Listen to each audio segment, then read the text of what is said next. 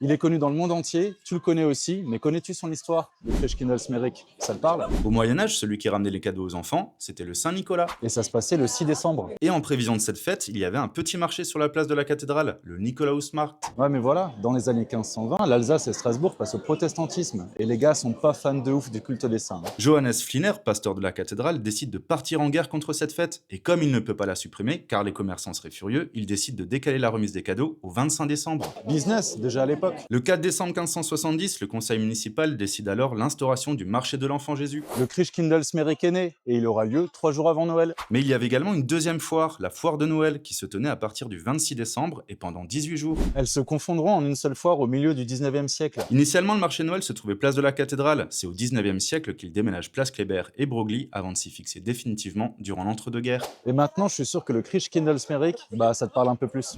Mais au fait, si c'est plus Saint-Nicolas qui ramène les cadeaux, c'est qui du coup? Bonne question, ce n'est pas encore le Père Noël, mais plutôt cette charmante jeune fille. Mais ça, on en reparlera.